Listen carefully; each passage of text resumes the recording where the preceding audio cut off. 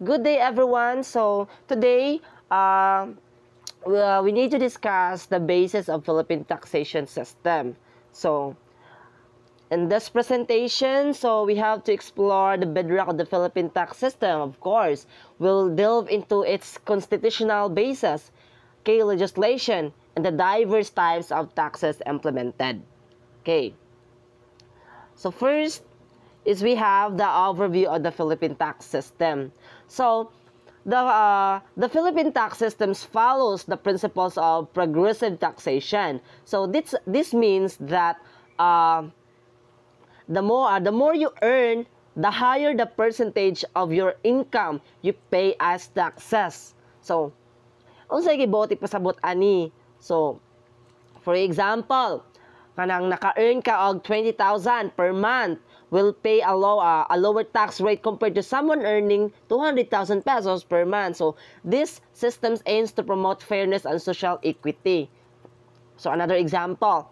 So anang dako kag nahalin, di ba? Dako kag nahalin sa imong negosyo. So expected dako-dako pod ang tax na imong mabayaran. So ang imong mabayaran na tax magdepende sa imong sales. So mana siya. Okay. So as a tax system, so natay duha ka taxes. We have the direct taxes and indirect taxes. So what is direct taxes? So ang direct taxes are imposed directly on individuals or organizations. So kini ang mga taxes nagbase siya sa income or wealth. For example, sa income tax, no, levied on earnings whether you are a salaried worker or self-employed, di ba? So another example sa proper tax. A charge on a real estate properties, di ba?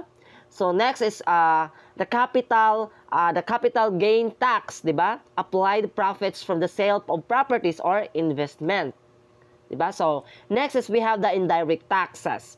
So ang indirect taxes are included in the price of goods and services which we as consumers ultimately pay, no? So example, sa valued added tax or VAT, a percentage of the price of goods and services, no? For example, if you buy groceries, a portion of the price goes to VAT, no? So makitaan, for example, makitaan naman na ninyo sa resibo, di ba? Igmupalit mo sa grocery naman ay resibo, no? So naman ay VAT dito na nakabutang, di ba? Makita na nyo dito ang VAT, pangitaan nyo og try. So next is we have the another example is excise tax, no? So applied to specific products like alcohol, tobacco, and fuel. So next is we have the constitutional basis for taxation. So now let's move on. So first is we have the Article 6 of the 1987 Philippine Constitutions. So this outlines the fundamental principles of the taxation, no? So ensuring it is fair, equitable, and fiscally responsible. So first is we have the principle of taxation. So it is an inherent power of the government, no? Inherent power of the government. It is essential for sovereignty and for the government survival. So without taxes, the governments cannot operate, no? Cannot operate without taxes. So next is we have the purpose of taxation. So the purpose of taxation, taxes are referred to as the lifeblood of the government. So they are the primary source of funding for the public services like education, healthcare, and infrastructure and social welfare programs, no? For example, so kung magkuan kag business, so magbayad may tax. So ang kinang tax na ilang gibayad asa man na padung. Okay. Padung na siya, mao nga to na siya, it might be possible to isweldo sa mga teacher, no? Isweldo sa mga teacher, sa mga empleyado. Another is sa kanang kuan, i-donate na siya sa mga programs sa public like purpose, di ba? Ara na ihapak, no? I-donate sa purpose. And other programs pa, no? So next is we have the taxations and public welfare. So mato kung giingon ganina no, it should be always aimed to promote public welfare. The government must ensure that taxes collected benefit the people through the efficient and meaningful programs. So next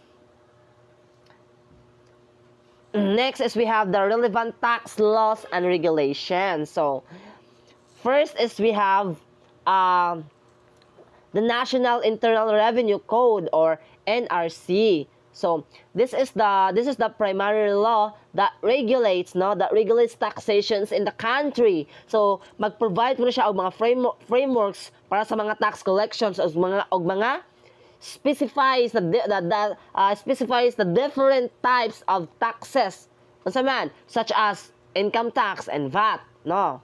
So for example, it is under the NRC or NIRC that ang individuals and businesses are required to file their annual income tax returns. So next is we have the Local Government Code. So the Local Government Code allows local government units or LGUs to impose their own taxes, fees, and charges. Unsa man ni siya?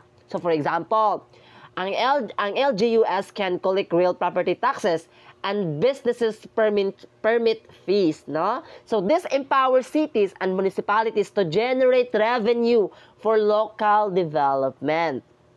So next is we have the other tax laws and regulations. So there are also specific laws for certain types of taxes, diba? Unsa man, such as excise taxes law for products like cigarettes and alcohol, and the value added tax law for goods and services. So to wrap up, the Philippine tax systems is built on fairness and equity, ensuring that taxes collected are used to improve public welfare and support the government operations, no? So understanding the taxation systems help us to see how it affects us, no, as individuals and as a society. Okay, so I guess this is the end of my part. So thank you, and if you have any questions, feel free to ask. So I will give the floor to another reporter to continue the topic. So thank you and good day.